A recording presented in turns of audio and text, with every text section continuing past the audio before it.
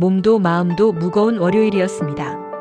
오전에 입원 환자들의 운동 치료를 마치고 오후에는 중환자실로 향했습니다.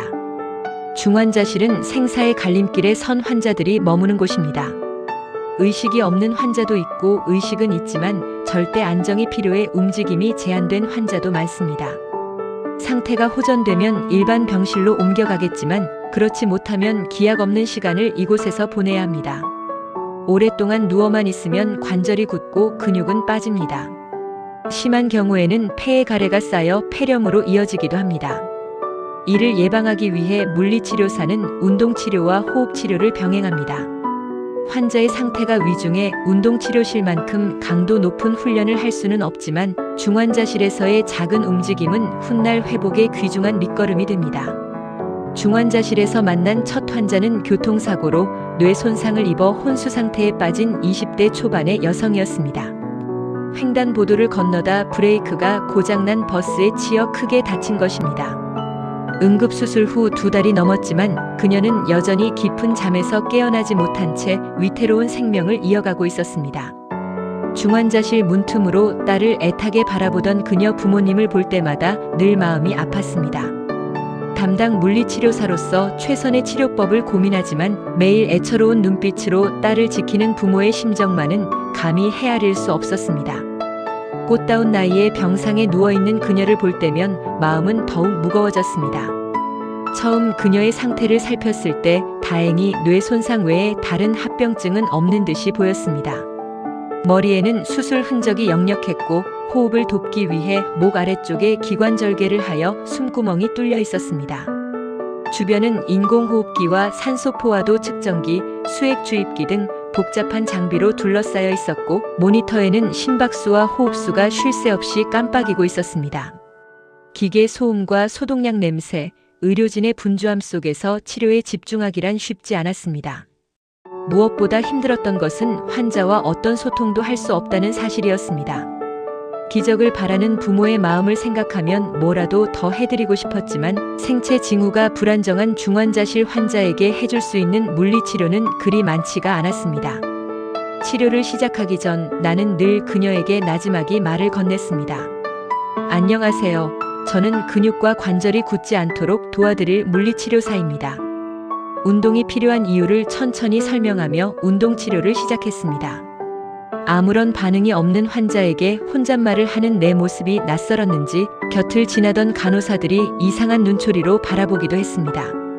내가 왜 그렇게 했는지는 정확히 기억나지 않지만 아마도 그것이 사투를 벌이는 환자와 그 가족에 대한 최소한의 예의라고 믿었던 것 같습니다. 이후 그녀를 치료할 때마다 나는 소소한 일상을 말해주었습니다. 친구들과 밥 먹은 이야기, TV 드라마 이야기, 회복되어 퇴원한 다른 환자 이야기, 버스 창밖으로 보았던 풍경까지 10분 남짓한 시간 동안 온갖 이야기를 쏟아냈습니다. 사실 큰 의미를 두었던 것은 아닙니다. 그저 적막한 치료 시간 속에서 나 스스로 지치지 않기 위한 혼잣말에 가까웠습니다. 의식이 없으니 경과를 알 길이 없었고 생체 징후를 안정시키는 것이 우선이라고 여겼기에 치료에 온전히 집중하기 어려운 날도 많았습니다. 그렇게 한 달쯤 지났을 때 다행히 그녀의 상태가 호전되어 일반 병실로 옮겨졌고 담당 치료사가 바뀌면서 자연스럽게 인연이 끊어진 듯 했습니다. 다시 그녀를 만난 것은 한 달 뒤였습니다. 신경외과로부터 의뢰받은 환자 명단에서 그녀의 이름을 발견했습니다. 중환자실에서의 기억이 떠올라 서둘러 차트를 살펴보았습니다. 그녀는 일반 병실로 옮긴 뒤 기적처럼 의식을 회복했으며 호흡이 안정되면서 기관절 개관을 제거하고 목에 있던 숨구멍도 모두 봉합한 상태였습니다. 궁금했습니다. 과연 어떤 모습으로 운동치료실에 올지. 불과 한 달 전까지 초점 없는 눈으로 천장만 응시하며 생명줄을 기계에 의존하던 모습이 선명했기에 의식이 돌아왔다는 사실 자체가 경이로웠습니다. 마침내 운동치료실에 나타난 그녀는 내 예상보다 훨씬 생기 있는 모습이었습니다. 휠체어에 앉은 그녀는 처음 오는 공간이 낯설 법도 한데 마치 잘 아는 사람이라도 만난 듯 또렷한 눈빛으로 나를 뚫어지게 바라보았습니다. 핏기 없던 얼굴에는 어느새 윤기가 돌았고 짧았던 머리카락이 자라 수술 흉터도 보이지 않았습니다. 휠체어에 앉아 있는 그녀를 치료 매트로 옮긴 뒤 관절 운동 범위와 근력을 평가했습니다.